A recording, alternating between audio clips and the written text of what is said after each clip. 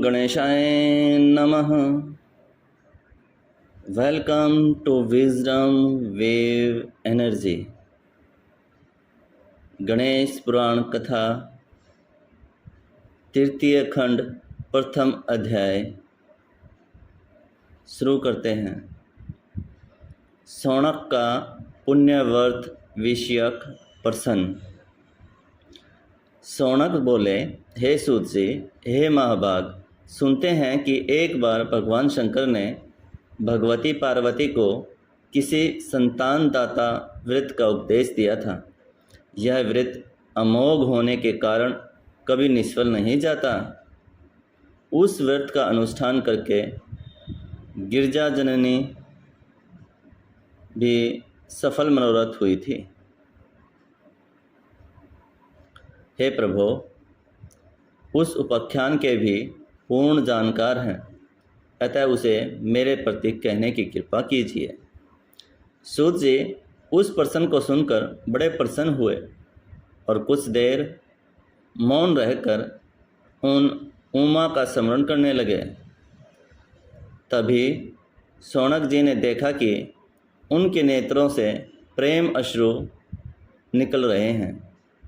सूत जी ने अपने नेत्र पहुँचते हुए कहा, धन्य हो शौनक जी, जो बार बार भगवान के अद्भुत चरित्रों के प्रति जिज्ञासा करते हो।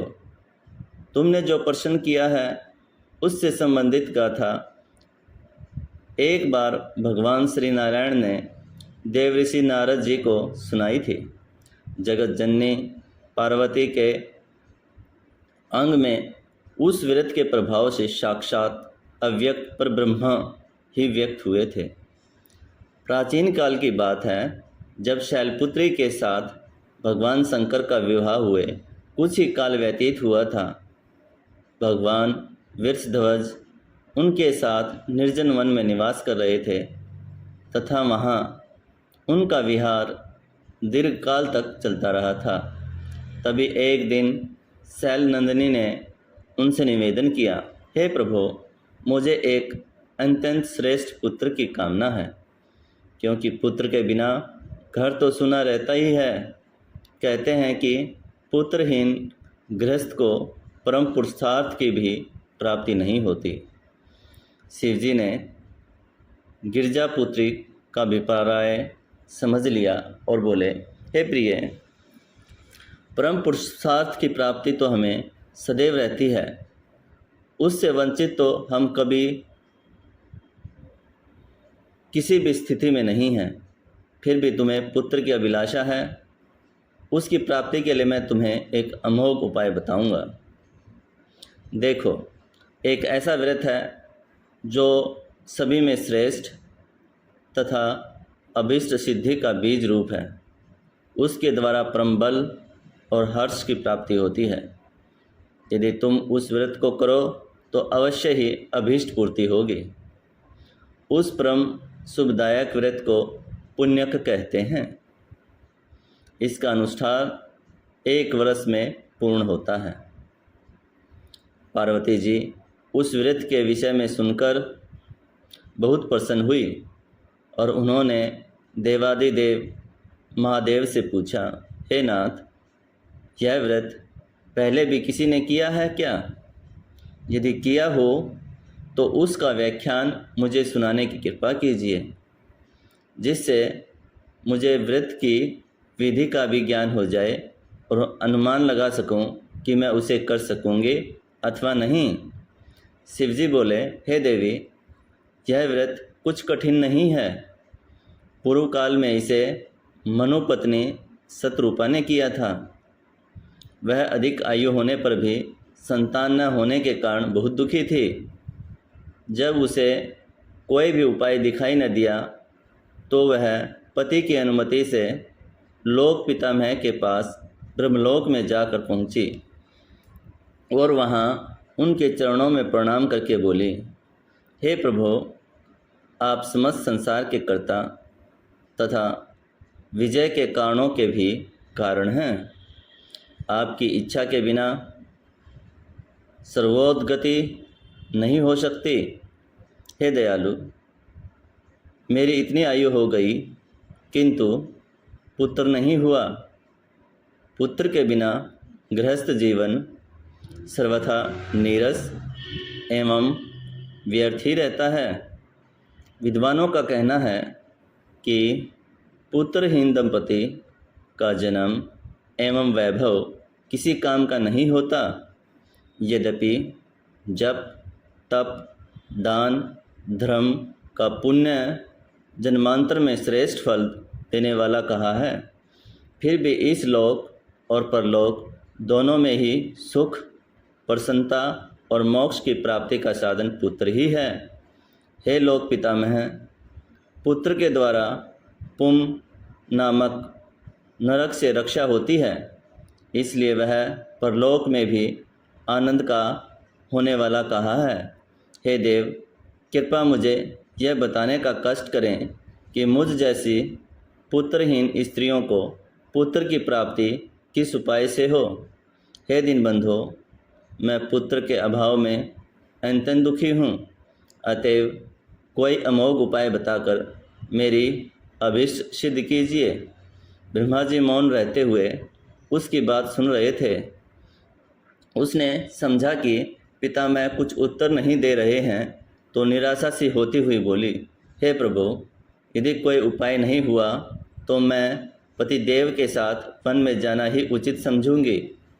उस स्थिति में हमारे लिए पृथ्वी के राज्य, वैभव, सुयश आदि की भी कुछ भी उपयोगिता नहीं रहेगी। इसलिए उस सब को चाहे आप स्वयं संभालें अथवा किसी अन्य को दे दें। पुण्यक व्रत का विधान बताने जा रहा हूँ, सभी भक्तजन ध्यान से सुने। पुण्यक व्रत का विधान। यह कहकर शत्रुपा अत्यंत दुख आवेग के कारण चतुरानन के समक्ष फूट फूट कर रोने लगी। यह देखकर दयामय पितामह ने शत्रुपा को आश्वासन देते हुए कहा, हे देवी, रो मत, शांत होकर मेरी बात सुनो।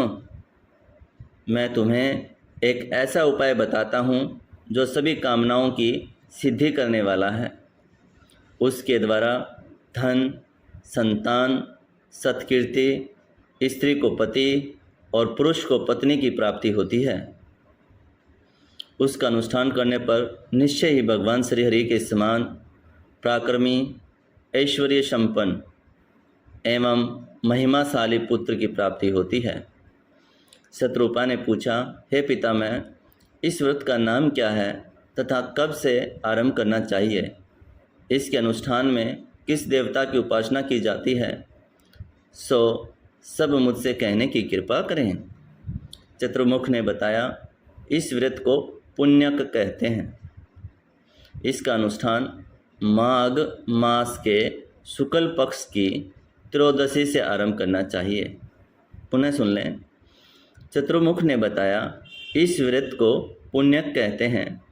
इसका अनुष्ठान माघ मास के शुक्ल पक्ष की त्रयोदशी से आरंभ करना चाहिए।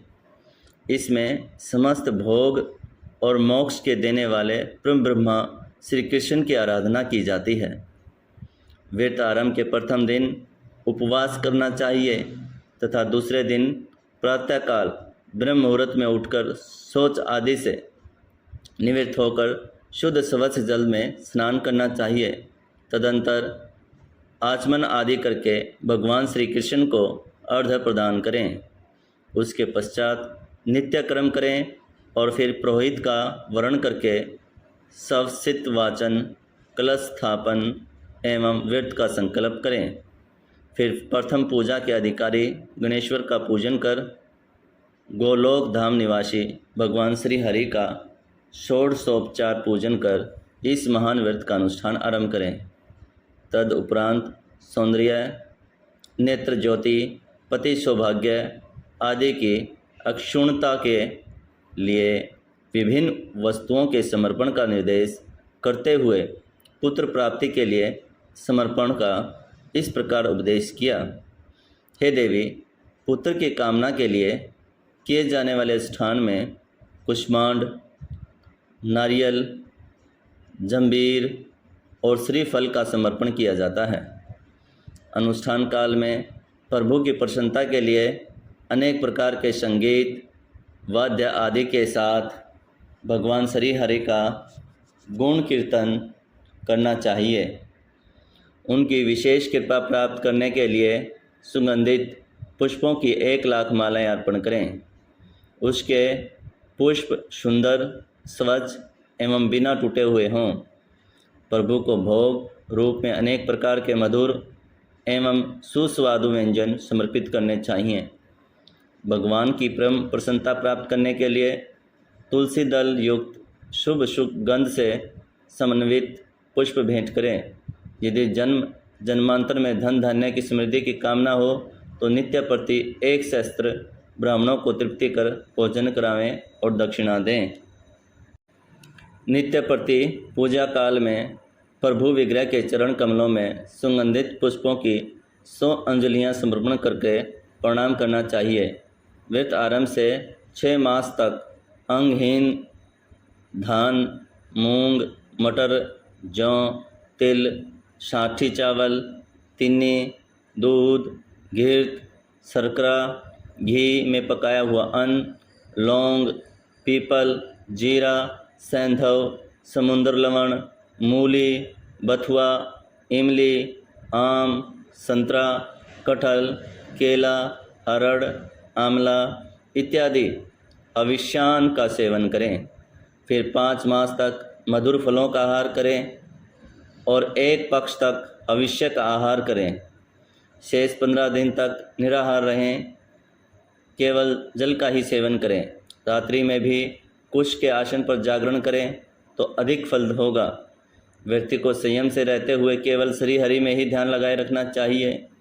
व्रत पूर्ण होने पर उसका उद्यापन करें।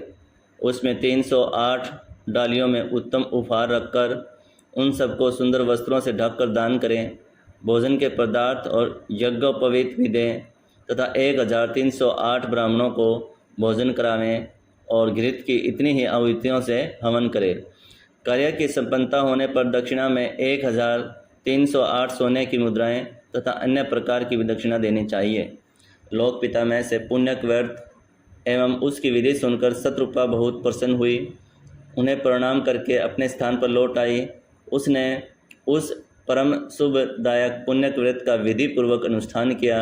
उसी व्रत के प्रभाव से उसे प्रिय व्रत और उत्तानपाद नामक 2 सुंदर, यशस्वी और अत्यंत पराक्रमी पुत्रों की प्राप्ति हुई।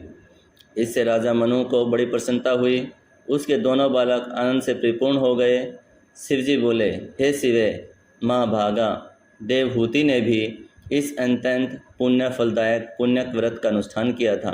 उसके फलस्वरूप उन्हें भगवान श्री हरि के अंशावतार एवं सिद्धों में श्रेष्ठ कपिल देव के पुत्र के रूप में प्राप्ति हुई थी। उन्हीं कपिल भगवान ने सांख्य शास्त्र की रचना कर अज्ञान अंधकार में पड़े हुए प्राणियों को ज्ञान का प्रकाश कराया था। हे पार्वती, इसी महापुण्यक व्रत को परम सती अनंदवती ने भी अत्यंत उल्लासपूर्वक एवं विधि सहित करते हुए भक्ति मुक्ति दायक भगवान श्री हरि की उपासना की थी, जिसके प्रभाव से उन्हें पुत्र रूप में शक्ति की प्राप्ति हुई थी। देव माता अदिति ने भी परम भक्ति पूर्वक इसी पुण्यक व्रत का महानुष्ठान का आश्रय लिया था। उनके आराधना से प्रसन्न हुए भगवान श्री हरि ने उनके अंक में साक्षात पुत्र रूप से भगवान वामन देव का अवतार धारण किया था, जिन्होंने अपने 3 पदों में 3 लोकों को नाप लिया था। इंद्राणी सची ने भी इसी पुण्यक व्रत का अनुष्ठान करके जयंत नामक पुत्र प्राप्त किया था। मनुपुत्र राजा उत्तानपाद की पत्नी ने भी पुण्यक व्रत द्वारा श्री हरि की आराधना करके परम भगवत भक्त ध्रुव को उत्पन्न किया था। हे पार्वती, धनेश्वर कुबेर की पत्नी ने नल कुंवर को जन्म दिया था। उसमें भी इसी व्रत का ही प्रभाव था। सूर्य पत्नी ने मनु को तथा महर्षि अत्रि की पत्नी ने चंद्रमा को पुत्र रूप में उत्पन्न किया था। हे शुभे, महर्षि अंगिरा को परम विद्वान एवं महिमा में देवगुरु बृहस्पति की पुत्र के रूप में भी प्राप्ति इसी व्रत के प्रभाव से हुई थी।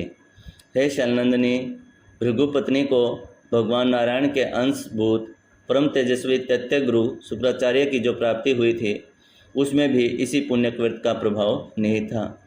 राज राजेंद्रों की महारानियों और देव पत्नियों को यह व्रत अत्यंत आनंद देने वाला एवं सुख साध्य है। अन्य साध्वी स्त्रियों के लिए भी प्राणों से अधिक प्रिय, सौभाग्यवर्धक एवं समस्त कामनाओं को पूर्ण करने वाला है। पुण्यक व्रत की फलश्रुति। हे शिवे, इस व्रत का अनंत फल है।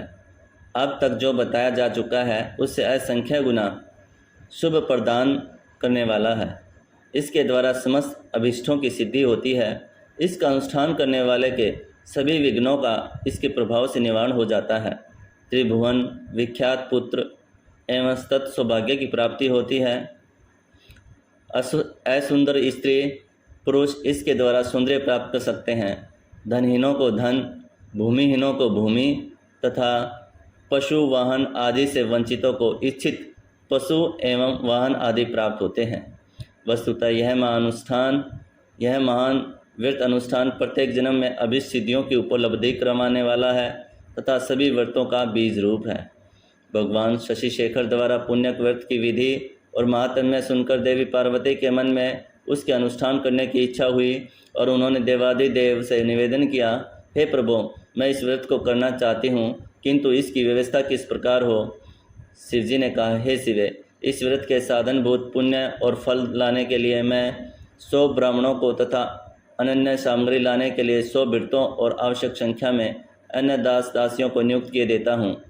पुरोहित पद पर नियुक्ति हेतु सभी व्रत विधियों को जानने वाले वेद वेदांगों के परम विद्वान, सर्वज्ञ, परम ज्ञानी एवं हरिभक्त सनत कुमार को बुला दूंगा।